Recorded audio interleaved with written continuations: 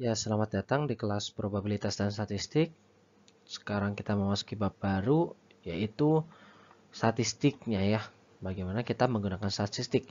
Di bab sebelumnya kita sudah membahas teori-teori yang dibutuhkan untuk menghitung statistik. Lalu sekarang kita pelajari penerapannya ya. Teori-teorinya itu yang sebelumnya ada central limit theorem dan distribusi sampling.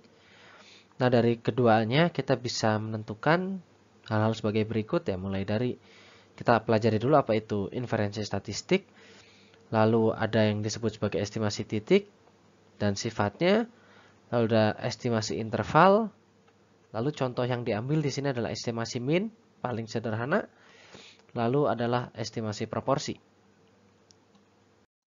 Ya, pertama, apa itu inferensi statistik?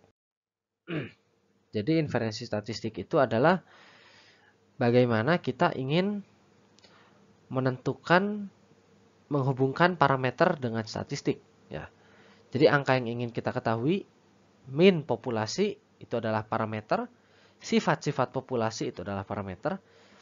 Lalu yang kita dapatkan dari random sampling, dari survei kita, dari pengumpulan data kita, itu adalah statistik. Atau dalam kata, ya statistik, data diolah menjadi statistik. Nah, yang menghubungkan keduanya itu kita sebut sebagai inferensi statistik ya. Jadi inferensi statistik itu adalah metode-metode untuk mengambil keputusan atau mengambil kesimpulan atas suatu populasi. Jadi dari sampel kita ambil keputusan. Itulah inferensi statistik. Nah, inferensi statistik ini kita bagi menjadi dua bagian, yaitu pertama adalah estimasi parameter atau estimasi statistik, dan yang kedua adalah uji hipotesis, hipotesis statistik. Nah, pada bagian ini yang pertama dibahas adalah estimasi parameter. Lalu pada bab selanjutnya barulah akan dibahas uji hipotesis.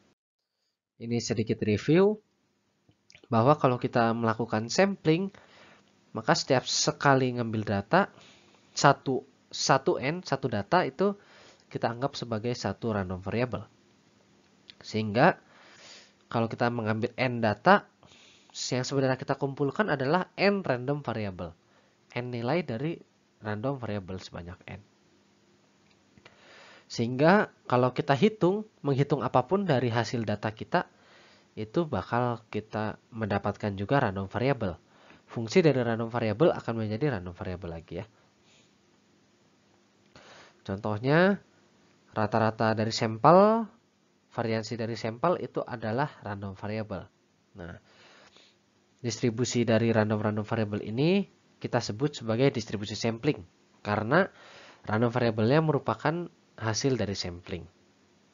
Ya, itu adalah review yang lalu.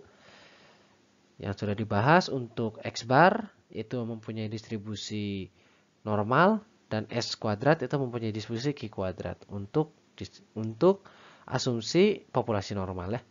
Seperti itu dan lain-lain.